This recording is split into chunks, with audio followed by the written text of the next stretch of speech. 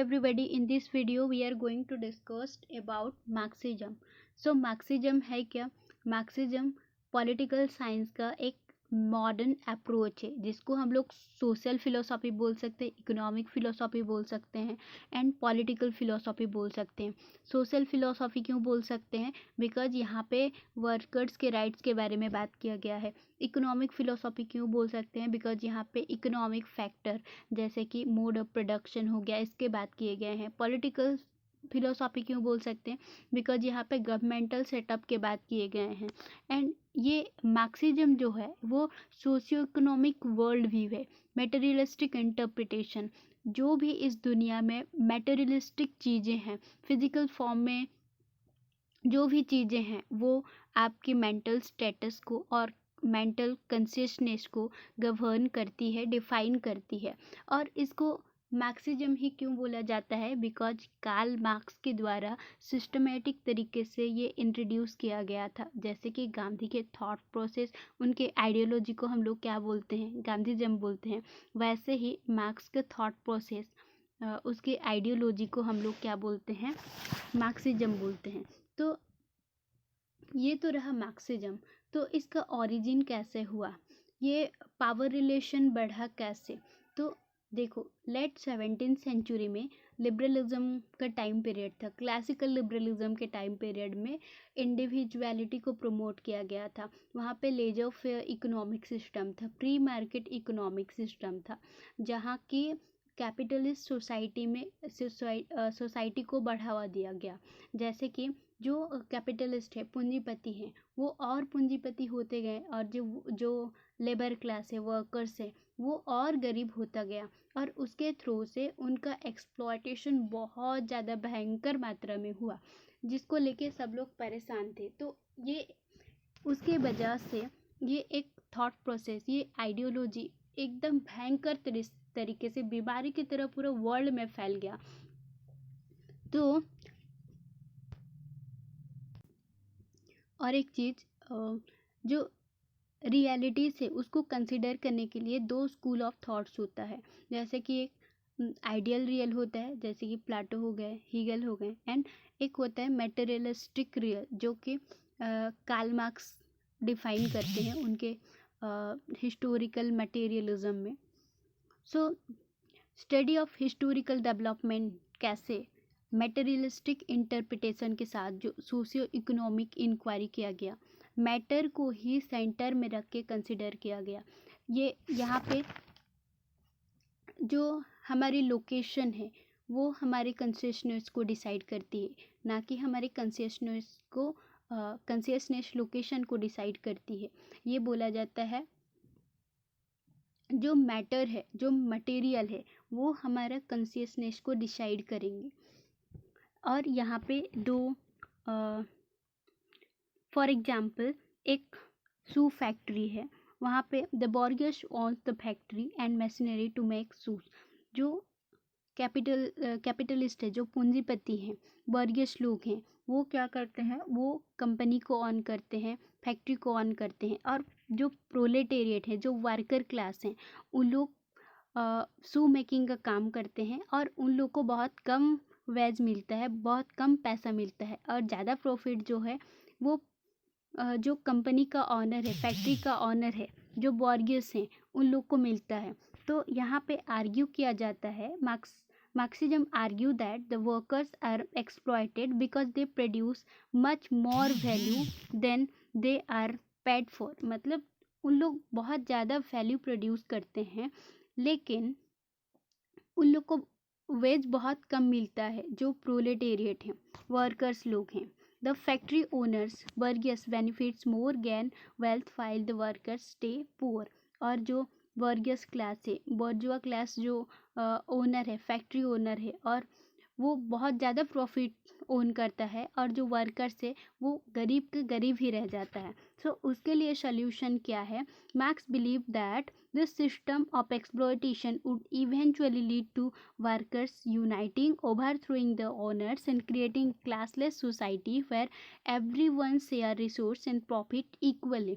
तो एक ऐसे सोसाइटी जो कैपिटलिस्ट सोसाइटी है, उसको ओवरथ्रो करेंगे। कौन? जो जितना भी वर्कर्स है, लेबर्स हैं, उन लोग यूनाइट होंगे और जो बॉर्गियस क्लास है, बोर्जुआ क्लास है, उनको ओवरथ्रो करेंगे और ऐसे एक सोसाइटी क्रिएट करेंगे जो कि क्लासलेस सोसाइटी होगा। और वहाँ से जो प्रॉफिट जनरेट होगा उसको इक्वली, जितना भी प्रॉफिट है, रिसोर्सेस है, उसको इक्वली शेयर किया जाएगा। In essence, Marxism seeks to eliminate class division and create a society where wealth and power are distributed fairly. जो wealth and power है, एक सोसाइटी, ऐसे सोसाइटी क्रिएट करना है जो कि जिसमें power and wealth fairly distribute होएगा। In Marxist theory, base and superstructure are two key concepts used to explain how society is structured and how it function। तो बेस एंड सुपरस्ट्रक्चर क्या है? तो बेस में क्या क्या आता है?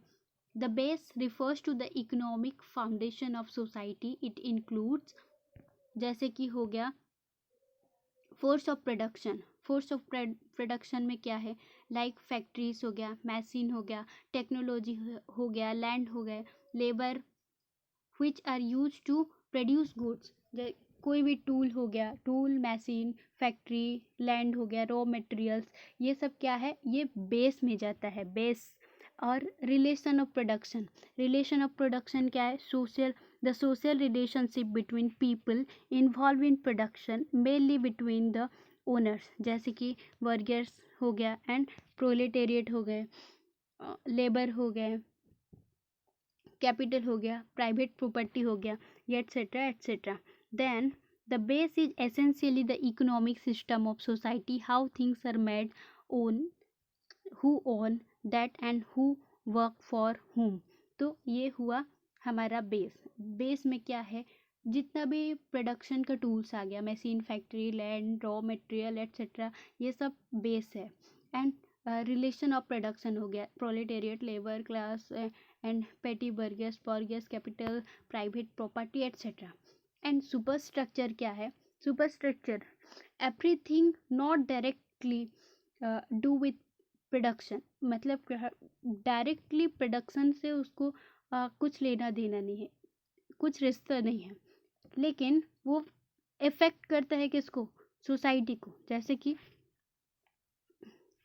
कि हो गया पॉलिटिक्स, हो गया लॉ, हो गया आर्ट, हो गया कल्चर, हो गया रिलीजन, फैमिली, मीडिया हो गया, देन पॉलिटिक्स हो गया, एजुकेशन हो गया, ये हमारा सब क्या है? सुपरस्ट्रक्चर है। The superstructure is shaped by the base. Marx argued that the economic base determines or influences the superstructure. In other words, the economic system influences how people think, the law they follow, and the institution they create। तो यहाँ पे बोला जाता है base shapes and maintain the superstructure and superstructure shapes and maintain the base। ये जो super structure है ये बेस पे हैवी हो जाएगा। हालांकि बेस जो है वो ज़्यादा डोमिनेंट होता है। अगर सुपर स्ट्रक्चर डोमिनेंट हो गया तो वहाँ पे हालत ख़राब हो जाएगा, तहस नहस हो जाएगा। डोमिनेंट कब होएगा? जब जो इकोनॉमिस्ट है, जो कैपिटलिस्ट है, उनका राज होगा, तब डोमिनेंट होएगा। तो ये गया फॉर एग्जाम्पल। यहाँ पे एग्जाम्पल है, in capitalist society economic base the superstructure govern law and education. Capitalist society economic superstructure govern law and education, support capitalism by protecting private property, encouraging free market and promoting individualism. तो capitalist society superstructure है, जो superstructure है वो private property को protect करते हैं, किसको? Free markets को एनकरेज करते हैं, इंडिविजुअलिज्म को प्रमोट करते हैं, बिकॉज वहाँ पे उन लोग को बेनिफिट है। In contrast, in socialist society the superstructure would reflect different value like cooperation, equality, and government might control more aspect of the economy or redistribute wealth or more fairly। लेकिन यहाँ पे जो कैपिटलिस्ट सोसाइटी है वो private property को promote करेंगे, encourage करेंगे free market हो, इंडिविजुअलिज्म को प्रमोट करेंगे। बट यहाँ पे क्या होगा, यहाँ पे कोऑपरेशन होगा, इक्वालिटी होगा, गवर्नमेंट कंट्रोल करेगा सारे एस्पेक्ट ऑफ इकोनॉमी को, डिस्ट्रीब्यूट करेगा वेल्थ का, सो एट्सेट्रा एट्सेट्रा। ये है base and super structure.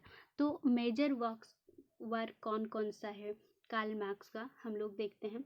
Communist manifesto, जो कि फ्रेडरिक एंगल के साथ लिखे थे 1848 में ये पब्लिश हुआ था। दास कैपिटल, ये कार्ल मार्क्स के द्वारा लिखे गए थे। And German ideology with Friedrich Engel. तो ये भी क्वेश्चन आता है कि कौन कौन सा कार्ल मार्क्स लिखे थे और विथ फ्रेडरिक एंगल कौन कौन सा लिखे थे। तो ये बहुत इंपॉर्टेंट बुक्स है। नेक्स्ट है the property of philosophy, poverty of philosophy and critique of growth programme, ये भी कार्ल मार्क्स लिखे थे। Contribution to the critique of political economy, ये 1859 में लिखे थे। And economy and philosophy manuscript of 1844, the class struggle in France, the 18 Brumaire of Louis Bonaparte, ये भी लिखे थे। the civil war in France।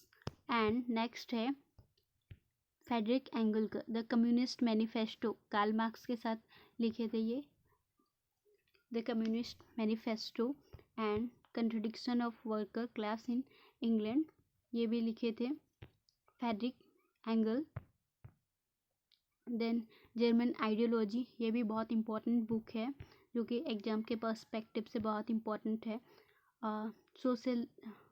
Socialism, utopia and scientific, ये तो बहुत फेमस है। Anti during the peasant war in Germany, dialectic of nature, the origin of family, private property and state. तो ये फ्रेडरिक एंगल ट्रांसलेट किए थे। Karl Marx जब उनका डेथ हो गया तो ये वो ट्रांसलेट किए थे।